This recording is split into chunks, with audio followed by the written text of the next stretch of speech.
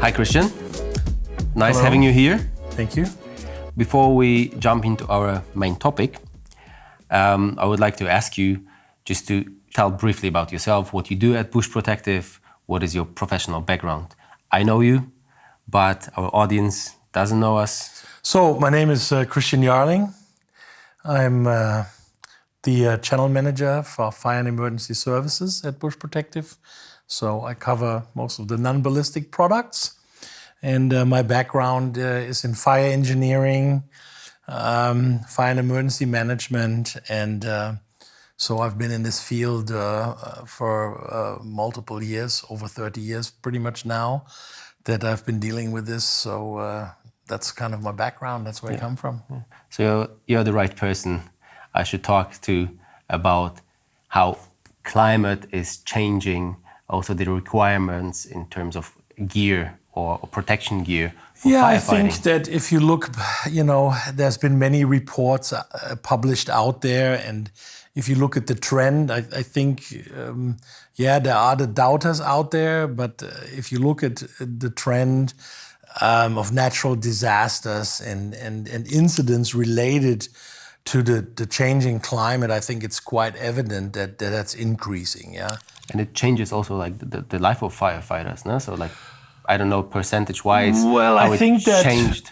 The fire department is always viewed as the go-to people when there's a problem, yeah.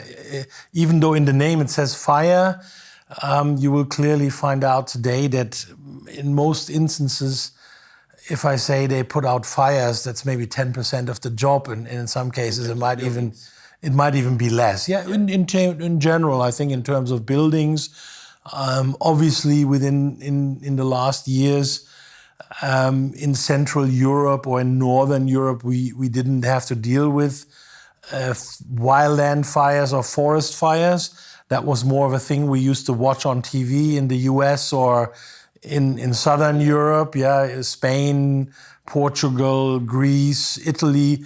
Those countries have dealt with this much longer than we have, but I think with the changes that you are seeing, you will see, and the trend of last summer, you will clearly see that this will be an increase in the future for our fire services here as well. Yeah, but it's not also wildland firefighting. It's like everything, I would say that everything. Flooding, disasters in general.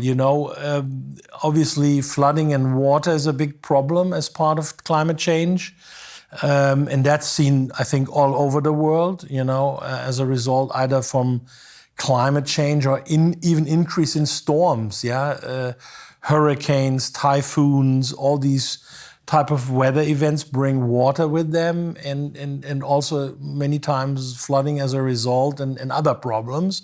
So when crews and teams and helpers respond to those types of incidents, that has changed considerably over the years. And does also the gear or the equipment change with it? Is things we know, like from like media, where you see big helmets, is it still applicable for nowadays scenarios? Well, I think that the trend now is that people are looking at how can I better protect myself during those incidents for the specific hazards that are arising. So I think that in recent years, more and more fire departments, civil defense units, USAR teams, people are looking for better solutions, and equipment that better suits what they are doing. And like we said earlier, fire brigade or fire department, it's only a small portion of the job that a firefighter does today. The portfolio, or I say his toolbox, or the things that he is responding to help the population or citizens is considerably, I think, changed, and because the fire brigade is always available, that sort of is the go-to agency. But I think that also many countries and regions are looking to I have to prepare myself with specialty personnel for other things. And I think you're seeing more of that. And if I have specialty personnel, they also are going to have specialty equipment, and the PPE is the same. Yeah.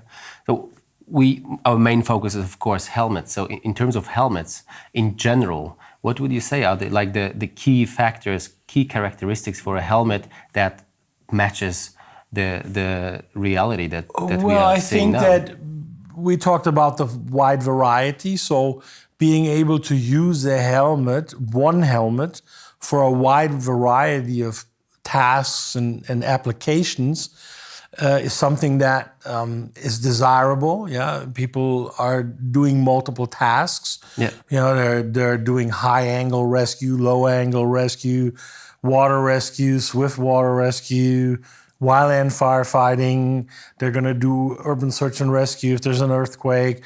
So all these different scenarios, preferably they would like to be able to cover with one product, but that's hard to do. Yeah. So I think more modern concepts look at having a platform and then being able to adapt a helmet platform, instead of one helmet for each singular. Yeah, and then if there's additional hazards, you can adapt additional protection to that platform. Okay. So if there's noise, as a simple, then you have an ear defender and hearing protection.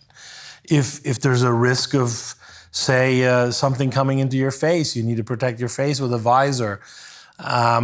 You need a light because it's dark when you're crawling in rubble or trying to search for somebody, or at night. So illumination, lighting for different purposes for use that can be adapted easily to the platform, or your head protection in that case is desirable. Okay, so we really now can start talking about like helmet platforms rather than single-use helmets simply, so that the firefighters, let's call them in general like this, have the possibility to adapt to the situation they're approaching. Yeah, I think you could say response personnel in general, because it could be medical personnel, it could be a doctor, it could be,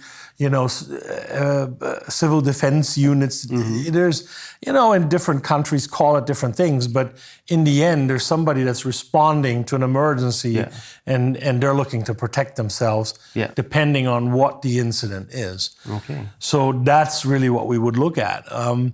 I think the other thing that is quite important, these are usually events that are not short-term events. Yeah. When a fire brigade goes out, it's, I don't know, the goal is to arrive within 8 to 10 minutes, put that fire out, preferably quickly. Yeah. Sometimes it's not always the case, but put it out quickly, incident is over, the protection comes off. So it's a fairly limited amount of time that you're going to wear the head protection. Yeah.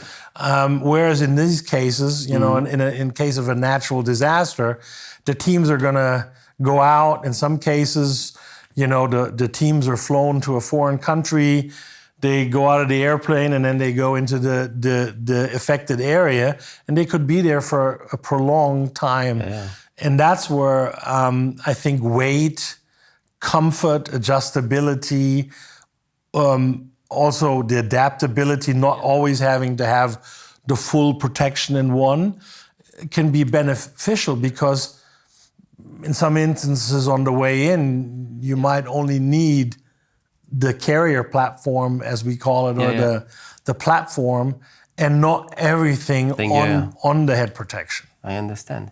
So because there were so many interesting things you said, if we could just sum it up, like if you were an advisor for an agency, if you could name the most important things. Well, I think for these types of people, weight is always important, but it has to be balanced.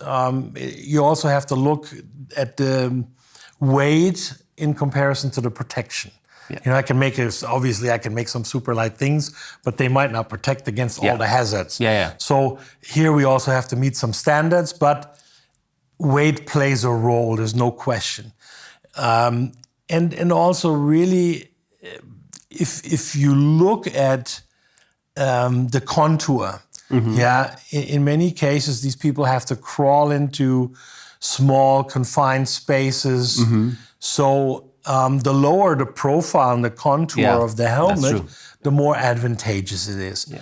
And not just because you're going into tight spaces, but also, the further the weight is away from the head, the more sort of force, because obviously the distance plays a role. The further the weight is away from the helmet, the more you're going to feel the weight. Yeah. So the closer you can bring the helmet shell or the protective shell to the head, it's a weight and comfort advantage over a long time. Okay. Thank you very much. If you want some more details on how Busch PROtective addresses the issues Christian was talking about, please click on the link in the description below. There you find more information about our helmet ATR1 designed for technical rescue. And remember, protect what matters.